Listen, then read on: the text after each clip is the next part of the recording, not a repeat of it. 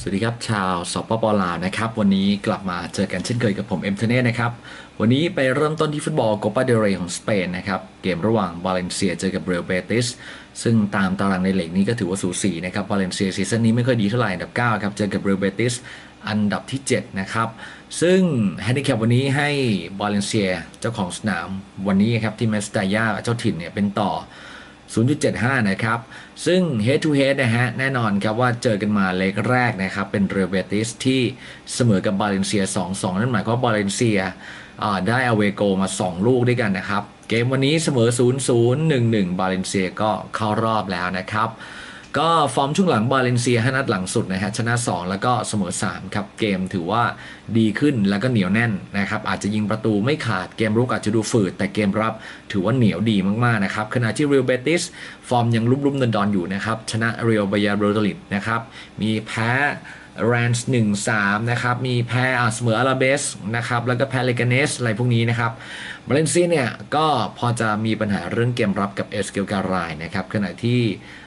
ทีมเยือนเองเนี่ยก็ใช่ว่าจะเต็มทีมครับจะไม่มีจูเนียร์ฟีโปนั่นเองนะครับผมมองว่าวันนี้เนี่ยบาเลนเซียเองได้เวโกแล้วเนี่ยก็เล่นวันนี้อาจจะ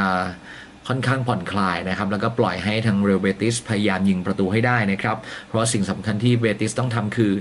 ต้องมาชนะอย่างน้อยๆเสมอไม่เป็นผลดีแน่นอนนะครับถ้าจะเสมอแบบเข้ารอบก็คือเสมอ 3-3 ซึ่งเหนื่อยแน่นอนครับก็เลือกบาเลนเซียจะเป็นฝ่ายเอาชนะได้ด้วยสกอร์2-1นะครับไปต่อกันที่เกมดัชคัพนะฮะวิลเลมทูเวอันดับที่12เจอกับอาร์เซนอักมานะฮะอันดับ4ในลีกของทั้ง2ทีมนะครับวันนี้เล่นที่บ้านวิลเลมทูเวนะครับเป็นทีมเยือนอาร์เซนอักมานะครับเป็นต่ออยู่ 0.75 นะครับซึ่งถ้าดูเกมล่าสุดเพิ่งเจอกันมาสดๆร้อนๆเลยนะครับในเกมลีกวิลเลมทูเวครับเป็นฝ่ายเอาชนะอักมาได้2-1นะครับแล้วก็5เกมหลังสุดของวิลเลมทูเวนั้นชนะ2แล้วก็แพ้3นะครับเรียกได้ว่ากลับมาด้วยการเอาชนะอักมาได้แหละนะฮะในเกมล่าสุดส่วนอักมาเองก็อุตส่าห์ชนะมาต่อเนื่องกับดันมาแพ้วิลเลมทูเวมา1-2นะครับวันนี้ก็เหมือนเป็นการล้างแค้นของอักมาเองด้วยแล้วก็ส่วนหนึ่งก็คือวิลเลมทูเวต้องการย้ำแค้นอีกครั้งหนึ่งนะครับซึ่งถ้าดูตามรูปการจากเกมนัดที่แล้วเนี่ยทุกอย่างน่าจะเป็นไปได้ทิศทางเดียวกันนะครับวิลเลมทูเวทำได้ดีกว่านะครับแม้ว่าจะเป็นรองเรื่องของแฮนดิแคปแล้วก็อันดับตารางในลีกนะครับเล่นแบบนี้ไม่มีอะไรเป็นรองเป็นบอลถ้วยครับฟุตบอลลูกกลมๆนะครับแล้ววิลเลมทูเวเนี่ยจะได้กองเชียร์มาเชียร์เต็มที่ครับผมมองว่าคู่นี้จะเสมอกันครับใน90นาที1-1รองวิลเลมทูเวไปนะครับปิดท้ายด้วยเกมฟุตบอลสวิชโอ้ไม่ได้จัดสวิชให้ได้นานเลยนะครับทูนเจอกับลูกาโน่นะฮะโอ้เป็น2ทีม2เมืองที่มีทะเลสาบสวยงามทั้งคู่เลยนะฮะก็วันนี้ทูนเจ้าถิ่นเป็นต่ออยู่ 0.5 นะครับก็เกมล่าสุดที่เจอกันมานะครับก็ต้นเดือนนี้นะครับเป็นทูนที่บุกไปเอาชนะลูกาโน่ได้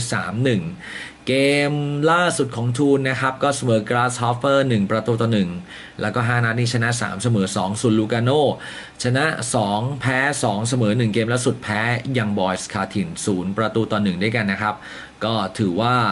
ฟอร์มของทูนเนี่ย8นัดหลังไม่มีแพ้ใครนะครับฟอร์มถือว่าดีขณะที่ลูกาโน่ยังขึ้นลงเพราะฉะนั้นถ้าเชียร์ทูนไว้ดีกว่านะครับจะเป็นฝ่ายเอาชนะได้ด้วยสกอร์2-1นะครับนี่คือทัศนฟุตบอลวันนี้กับเอ็มทเนศรักใครชอบใครใจตรงกันจัดไปให้ทุกคู่อยู่ในมือคุณนะครับขอให้โชคดีครับอย่าลืมสมัครสมาชิกที่ @laosvo นะครับ